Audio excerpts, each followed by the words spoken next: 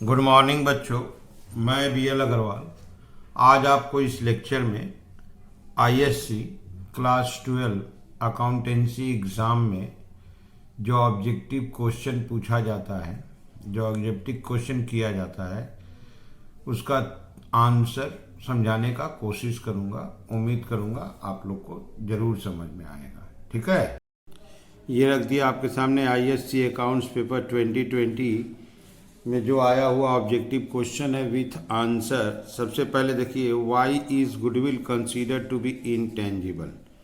पहले intangible assets उसको बोलते हैं जिसका कोई फिजिकल गेटअप एग्जिस्टेंस नहीं होता है।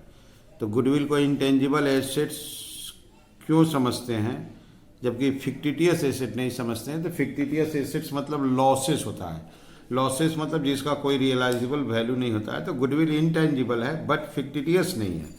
देखिए, goodwill can not be seen, touched, it can only be felt.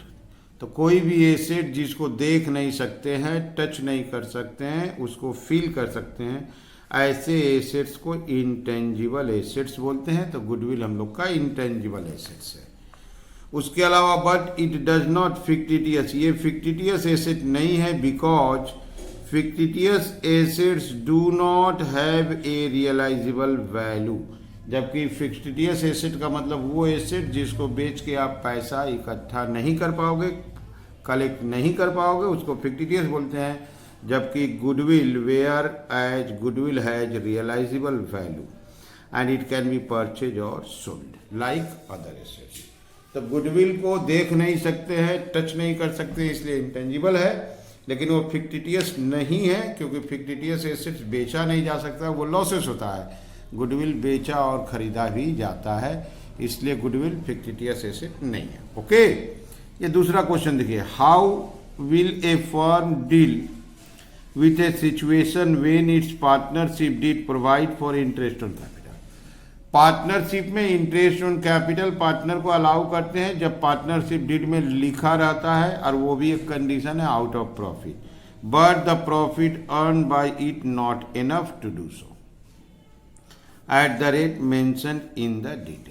तो ऐसे सिचुएशन में जब प्रॉफिट सफिशिएंट नहीं है इंटरेस्ट ऑन कैपिटल के लिए, तो interest on capital limited to the profit देते हैं according to their claim ratio. यहां देखिए, since interest on capital is allowed as per partnership deed and amount of net profit is not sufficient up to the amount of interest on capital, then the available profit have been distributed in the ratio of interest claim. Example से आप समझिए, से net profit का amount ₹10,000 है, interest on capital A का से 8,000 है और बी का से 4,000 है। तो total interest on capital is 12,000, अब प्रॉफिट इज 10,000। तो प्रॉफिट सफिशिएंट नहीं है, तो ये जो 10,000 प्रॉफिट है इसको इंटरेस्ट ऑन कैपिटल के नाम से ए और बी में दे दिया जाएगा इन द रेशियो, इसका रेशियो में, दैट इज 2:1। 8,000 और 4,000 का रेशियो बना के 2:1 का रेशियो। ठीक है, चलिए आगे बढ़ते हैं। ये रहा third question, state with reason whether security premium reserve can be used by a company to write off discount allowed. Discount allowed normal operating expense of the business है, सिक्योरिटी प्रीमियम स्पेसिफिक प्रॉफिट है, capital profit है। तो security premium से discount on debtor write off नहीं होगा। तो यहां देखिए आंसर दिया गया है no. Security premium reserve cannot be used to write off discount on debtor as it can be used only for certain specified purpose mentioned in section 52 subsection 2। Security premium को use करना है, किस किस purpose में use होगा वो section 52 subsection 2 में mention किया गया है। Preliminary expense, return of discount और loss on issue of debenture, return of fully paid bonus, share issue, premium on redemption of share का रिटर्न ऑफ। तो डिस्काउंट ये नॉर्मल एक्टिविटी है, ये सिक्योरिटी प्रीमियम से राइट ऑफ नहीं होगा। Clear है? इसके बाद बोला है 4 आइटम का नाम बताइए जो अदर करेंट एसेट्स में आता हो। बैलेंस शीट करेंट एसेट का लास्ट आइटम है अदर करेंट एसेट्स। तो अदर करेंट एसेट्स में आने वाला 4 आइटम का नाम बताना है। जितना प्रीपेड एडवांस टाइप का आइटम होता है उसी में आता है। देखिए एक नाम दिए प्रीपेड एक्सपेंस, दूसरा नाम दिए एडवांस टैक्स। एक जाति का देखिए एक्रूड इंटरेस्ट ऑन इन्वेस्टमेंट और डिविडेंड रिसीवेबल, ये दोनों एक जाति का। ये एक्रूड इनकम है और ये एडवांसेस है। तो एडवांसेस और एक्रूड इनकम सब other current asset balance sheet में आता है। तो 4 नाम में देखिए prepaid expense, advance tax, accrued interest, accrued dividend. Okay,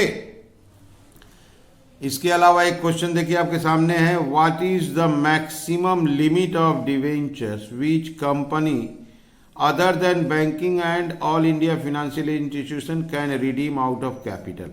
debenture का रिडेम्पशन आउट ऑफ कैपिटल किया जाता है, लेकिन उसमें भी एक कंडीशन है कि आपको एटलीस्ट 25% डिवेंचर का 25% आपको प्रॉफिट से करना होगा डिवेंचर रिडेम्पशन रिजर्व के हेल्प से।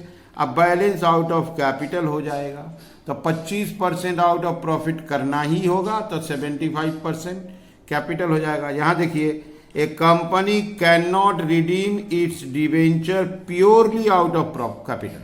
100% आउट ऑफ कैपिटल नहीं कर सकता, at least 25% of debenture issued must be redeemed out of profit. 25% को आउट ऑफ प्रॉफिट करना होगा और रिमेनिंग आउट ऑफ कैपिटल किया जा सकता है।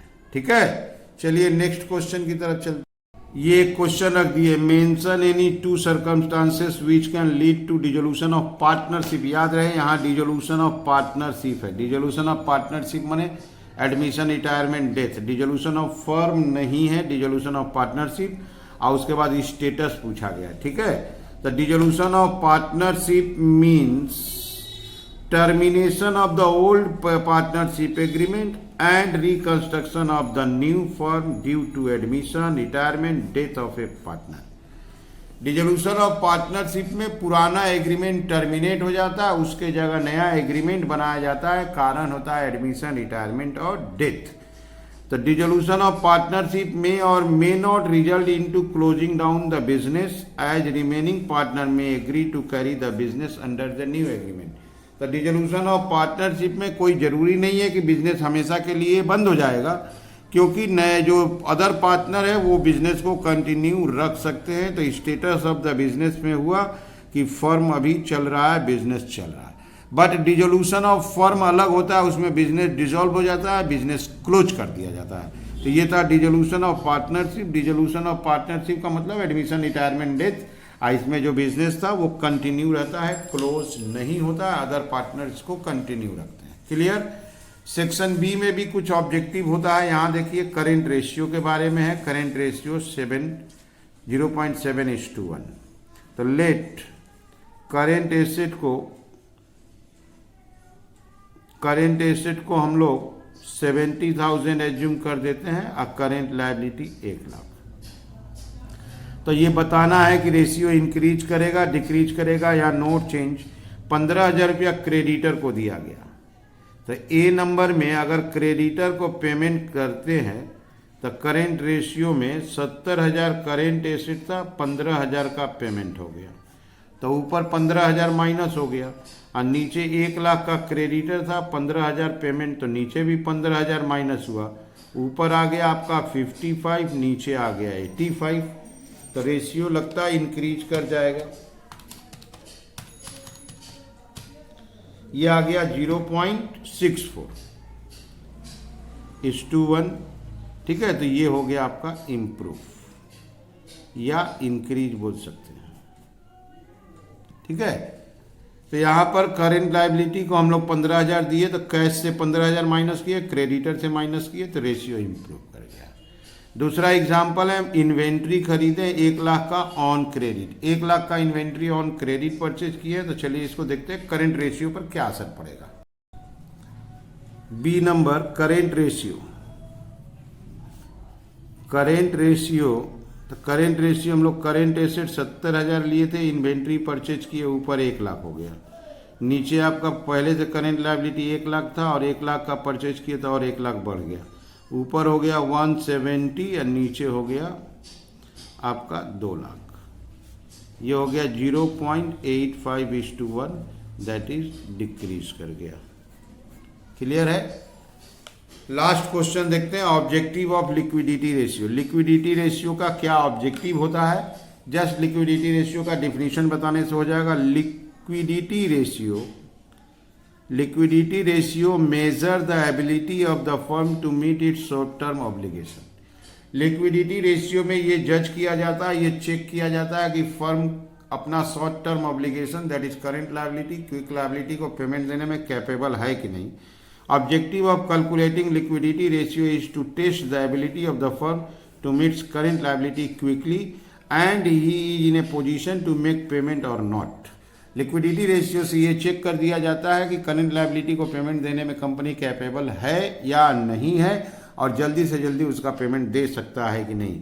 It shows the liquid position, company का कैश पोजीशन को शो करता है। ये हो गया लिक्विडिटी रेशियो। तो ऐसे आपको ये क्वेश्चन विथ आंसर हो गया ISC 2020 का। उम्मीद करते हैं आपको समझ में आया होगा। Okay, thank you, bye.